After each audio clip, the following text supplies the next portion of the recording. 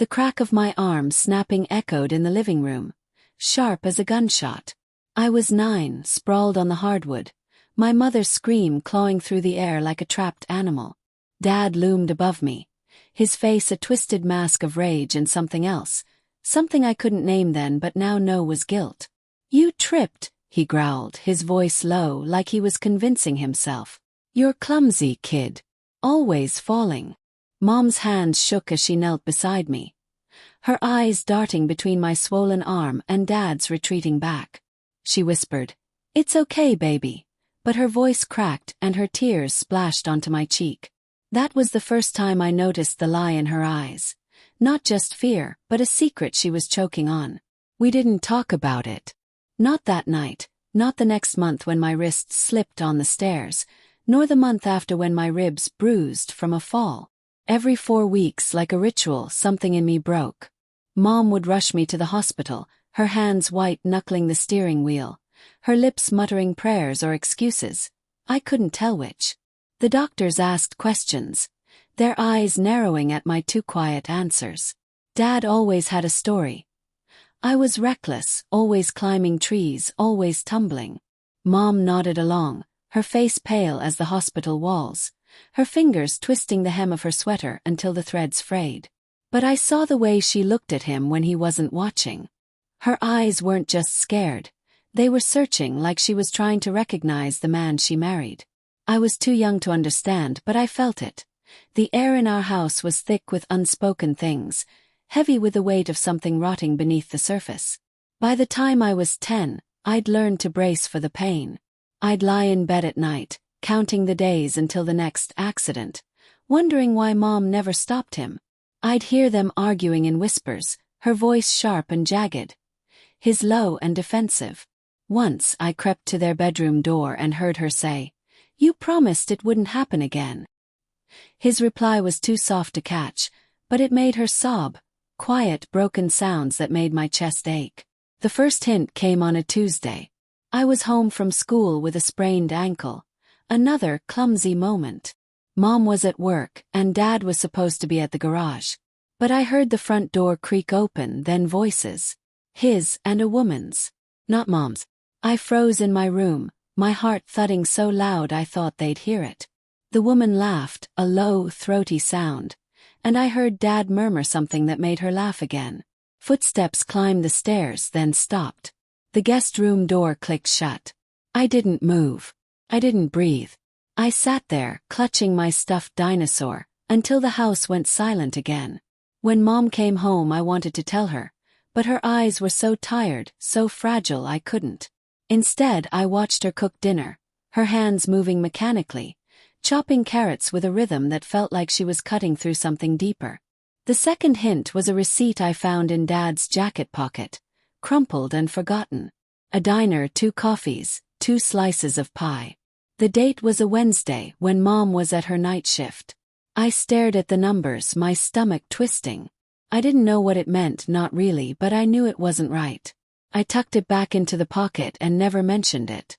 Weeks passed, and the tension in our house grew sharper, like a blade being honed. Mom started checking Dad's phone when he showered, her fingers trembling as she scrolled. She thought I didn't notice, but I did. I noticed everything. The way she flinched when he raised his voice, the way she stopped wearing her wedding ring, claiming it was too loose. I noticed the way Dad's stories about my falls got more elaborate, like he was trying to drown out his own lies with mine. The hospital visits piled up. X-rays showed fractures, old ones, new ones, some healing wrong. The doctor, a woman with kind eyes and a firm voice, pulled Mom aside one night. I couldn't hear their words, but I saw Mom's face crumple, her hands covering her mouth. When we got home, she locked herself in the bathroom. I pressed my ear to the door, hearing her sob. I should have known. I should have known. That night I couldn't sleep. I crept downstairs and found Mom at the kitchen table, staring at a stack of papers. Hospital x-rays, medical reports, and something else. A photo, grainy, printed from an email. Dad at that diner with a woman. Her hand was on his, her smile too close. Mom's eyes met mine, and for the first time she didn't hide her pain. "I'm so sorry, baby," she whispered. "I thought I could fix him." The truth spilled out in fragments. Dad's affair had started years ago, with a coworker. Mom found out when I was 7, confronted him, believed his promises. But the lies kept growing, and so did his anger. Every time he thought she was close to leaving, he'd lash out. Not at her but at me. I was his leverage. His way to keep her silent, trapped. She stayed because she thought she could protect me, because she loved him, because she was terrified of what he'd do if she left. The next day, Mom packed a bag. Just one, small enough to carry. She took me to my aunt's house, her hands steady for the first time in years. "We're done," she told me, her voice quiet but firm. "No more hospitals." But the twist came a week later. Dad showed up at Aunt Karen's, his face hollow, his eyes red. He begged Mom to talk, swore he'd change, that he'd ended it with the other woman. I hid behind the couch, listening as he cried. Real tears, the kind that made my throat tight. Mom listened, her face unreadable. Then she said, "You broke him, Tom. You broke our son to keep me. How do I forgive that?" He left, and I thought that was the end. But the next morning, I found Mom sitting on the porch, staring at a letter in her hands. It was from Dad, written in his messy scrawl. He admitted everything. The affair, the guilt, the way he'd used me to control her. He said he hated himself, that he'd started hurting me because he couldn't face his own shame. At the bottom he'd written, "I'm checking into a program. I don't expect forgiveness, but I'm trying to be better." Mom didn't cry. She didn't speak. She just folded the letter and tucked it away.